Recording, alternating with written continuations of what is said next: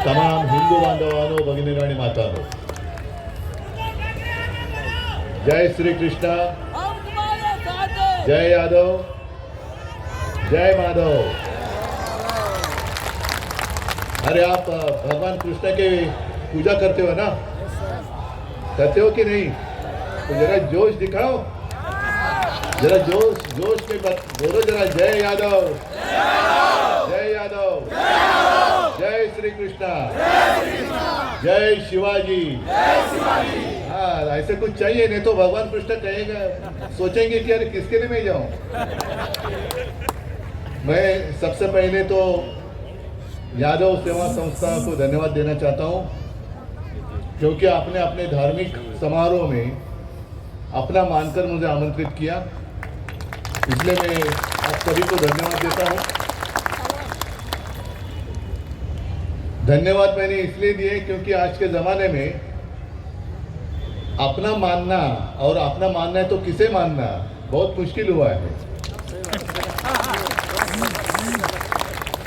और ये तो राजनीति है। कल तक जो अपने घर में रहा, परिवार में रहा, अपना माना, अपना समझा, वही आज अपना दुश्मन बनकर सामने खड़ा हो गया है। और फिर यहीं पर आती है भगवान श्री कृष्ण जी की याद। महाभारत जो गीता समझाई थी भगवान कृष्ण ने अर्जुन को, सामने तो अपने ही थे लोग, तो अर्जुन ने कहा कि मेरे अपने लोग हैं, मेरे परिवार के लोग हैं, मेरे रिश्तेदार हैं, मैं कैसे उठाऊं धनुष्य बाण। धनुष्य बाण भी उन्होंने चुरा लिया अपना, डर गए। लेकिन महाभारत में जो भगवान कृष्ण ने सीख दी है हमें कि सामने कोई भी हो, लेकिन धर्म के खिलाफ जो अपना हथियार उठाएगा उसका निर्दालन तो करना ही होगा, करना ही होगा। और सिर्फ हम पढ़ते आए हैं यदा यदा ही धर्मस्य, तो अब जब भी धर्म के खिलाफ अधर्म उठकर खड़ा हो जाएगा तो अपने आप में आपके बीच में भगवान कृष्ण को देख रहा हूं। महाभारत कब हुई पता नहीं, कुछ हजार साल पहले की बात है, लेकिन भगवान कृष्ण से हमने क्या लेना चाहिए। आज के भगवान कृष्ण तो मैं आप सभी में देख रहा हूं। भारत की जनता, हिंदुस्तान की जनता ही भगवान कृष्ण का रूप है। और डॉक्टर साहब क्षमा करिए, आपको थोड़ा सा रोकना पड़ा, क्योंकि आप तुमचं मन उचंबळून आलं होतं। लेकिन मैं आपको वादा करता हूं, आपको वचन देता हूं, आज की सभा कोई राजनीतिक सभा नहीं है, लेकिन यहीं पर मतलब मैदान तो छोटा पड़ जाएगा, अभी तो छोटा मैदान है। मेरा भाईंदर में पब्लिक मीटिंग ले लो, मैं आता हूं, मैं जरूर आऊं। और जो भी बात आपने कही है कि उत्तर भारतीय और मराठी मानुस दूध और शक्कर के जैसे मिलजुल गया है, ये तो आप मानते हो ना? मानते हो कि नहीं मानते हो? तो अभी आपको ध्यान देना पड़ेगा कि दूध और शक्कर में नमक कौन छिड़क रहा है, कौन अपने आप को, हमें, हमारी जो एकता है उसमें नमक कौन डाल रहा है। अभी तो जमाना है, राम मंदिर का निर्माण होने जा रहा है, बड़ी गर्व की बात है, खुशी की बात है, आनंद की बात है। लेकिन जैसे अभी अपने 2-3 साल पहले कोरोना में क्या क्या हुआ और मैंने क्या किया, मैंने कुछ नहीं किया, बस भगवान कृष्ण और भगवान प्रभु राम, तुळजा माता, जगदंबा, शिवाजी यांच्या आशीर्वादाने जो कुछ मुझे करना था मैंने मेरा कर्तव्य निभाया। और ये कोई दूर की बात नहीं है, लेकिन राम मंदिर का निर्माण जब होने जा रहा है तब मुझे वो भी दिन याद आ रहे हैं, 92-93। आपने कहा, आप सभी लोगों का बड़प्पन है कि मैंने आपको बचाया, लेकिन उस वक्त शिवसेना ने मुंबई में रहने वाले हिंदुओं को बचाया था। आज तो ठीक है, बड़ा मंदिर वहां निर्माण होने जा रहा है, लेकिन वो जमाना ऐसे था कि मैं हिंदू हूं कहने के लिए लोग डरते थे। कैसे कहूं, और बीजेपी की तो बात ही छोड़ो, जब यहां मुंबई जल रही थी तो एक में वो हिंदू हृदय सम्राट बाला साहब ठाकरे जी और उनके शिव सैनिक, ना हाथ में कोई सत्ता थी ना कुछ,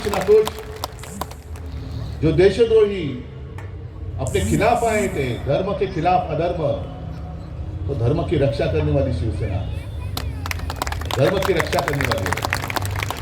लेकिन हमारा हिंदुत्व सिर्फ दूसरे धर्म का द्वेष करना नहीं है। मेरे पिताजी जो कहा करते थे कि हिंदुत्व मतलब राष्ट्रीयता है, ये देश मेरा मतलब मेरा देश मानने वाला, ये वतन मेरा है मानने वाला हर कोई है, वो हमारा है, अपना है। देश के लिए जान देने वाला जो है वो हमारा अपना है। बाकी तो बातें ठीक है। आप सदियों से यहां रह रहे हो, कभी कभी कुछ उत्तर भारतीय मेरे घर में आते हैं, अच्छी मराठी में बात करते हैं, तो मैं उनको पूछता हूं कि भाई साहब आप कहाँ से हो? तो कहते मैं उत्तर प्रदेश से हूँ। अच्छा गांव कौन सा? तो आप काहे का गांव? मेरे दादा यहाँ आके बसे, तो अभी हम मुंबई यही हमारा गांव हो गया, अभी गांव कुछ रहा ही नहीं। अच्छी बात है, इतनी अगर एकता है। और बीच में किसी ने कहा कि जब अपनी सरकार केंद्र में आएगी, जरूर आएगी और हमें लाना ही होगा,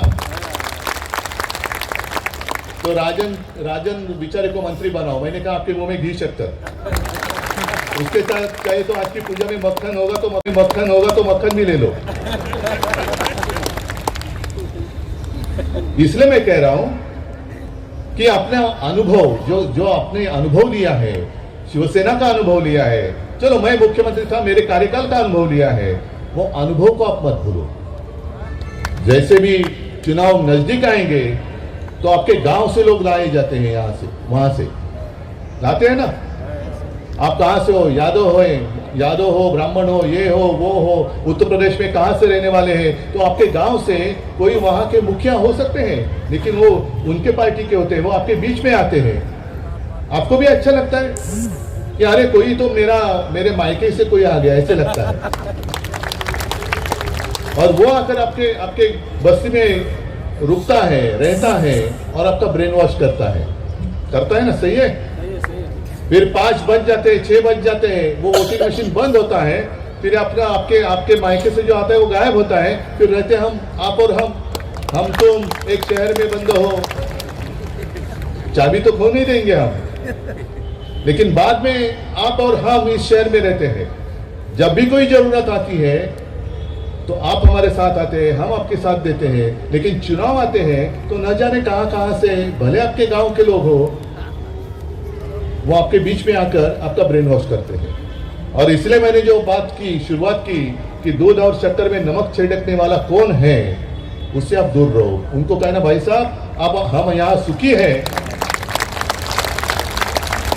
आपकी कोई आवश्यकता नहीं है। हमारे यहाँ महाराष्ट्र में सुखी है, मुंबई में सुखी है, हमें कोई आपत्ति नहीं है, कोई संकट नहीं है। जब भी कोई आपत्ति आती है, वो चाहे निसर्ग का, प्रकृति का प्रकोप हो, या दंगा फसाद हो, या कोई एक्सीडेंट हो, पहले दौड़कर कौन आता है? शिवसेना आती है कि नहीं आती?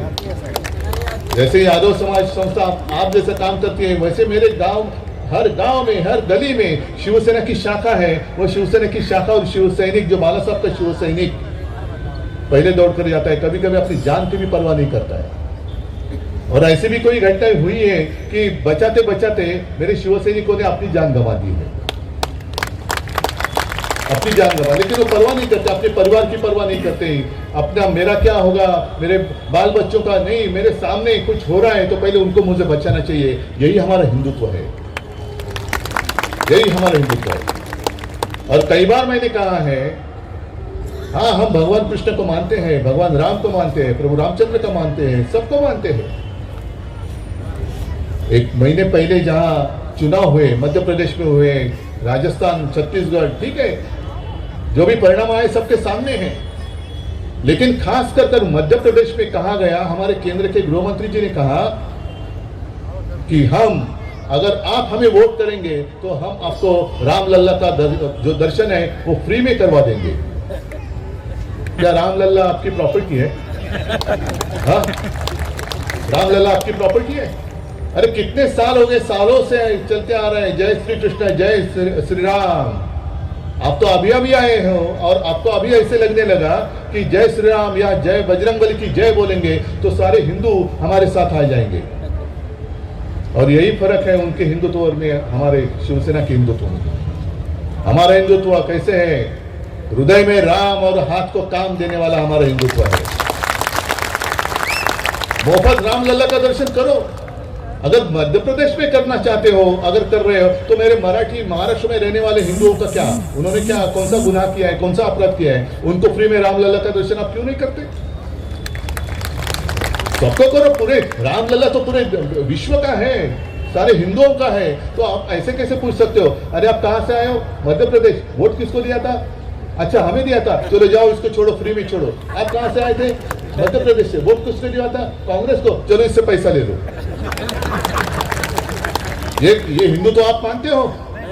ऐसा हिंदू तो आपको चाहिए? और इसलिए मैं कहता हूं, आप सारे लोग मुंबई में आए, क्यों आए? काम के लिए आए ना। कष्ट करते हो कि नहीं करते हो? बराबर है। लेकिन अब कहां करेंगे काम? क्योंकि 8-10 दिन पहले हमारे प्रधानमंत्री जी गुजरात गए थे। मुंबई से सारे उद्योग गुजरात लेके जा रहे हैं, महाराष्ट्र से सारे उद्योग गुजरात लेके जा रहे हैं, महाराष्ट्र के बाहर सब लेके जा रहे हैं। तो क्या वापस आप यहां से उठकर वहां चले जाओगे? और यहां भी जो आपके साथ, हमारे साथ जो गुजराती लोग रहते हैं, वो भी क्या करेंगे? जाएंगे वापस सूरत। गुजरात मजबूत होगा तो देश मजबूत होगा। क्यों? महाराष्ट्र मजबूत होगा तो देश नहीं मजबूत होगा, उत्तर प्रदेश मजबूत होगा तो देश नहीं मजबूत होगा। अपने देश में और कोई राज्य नहीं है, सिर्फ अकेला गुजरात मजबूत हो जाएगा और देश मजबूत हो जाएगा। हमें कोई आपत्ति नहीं है, दुख नहीं है, खेद नहीं है। गुजरात मजबूत कर रहे हो, करो, लेकिन हमारा छीन कर मत करो। यहां सारे लोग सुख से रह रहे हैं, तो आपके पेट में दर्द क्यों हो रहा है? और ये सारी बातें मैं जब भी पब्लिक मीटिंग आप करेंगे तो विस्तार से जरूर कहूंगा। आज तो मैं इतना ही कहता हूं, श्री कृष्ण जी को प्रार्थना करता हूं कि हे भगवान, उस वक्त जो भगवत गीता आपने अर्जुन को समझाई थी, वही भगवत गीता हमारे सारे हिंदू भाई और बहनों को समझाओ। जो हिंदुत्व का आधार लेकर हिंदुओं के खिलाफ एक तानाशाही लाने की कोशिश कर रहे हैं, तानाशाही को खत्म करने के लिए हे भगवान, आपका जो तेज है, आपका जो अंश है, मेरे सब माता बहनें और मेरे भाइयों के बीच में डालो। और जब चुनाव आएगा तो जैसे प्रधानमंत्री जी कहते हैं, वैसे मैं आपको कहता हूं, जय श्री कृष्ण कहो, जय श्री राम कहो और तानाशाही को खत्म करो। जय हिंद, जय महाराष्ट्र।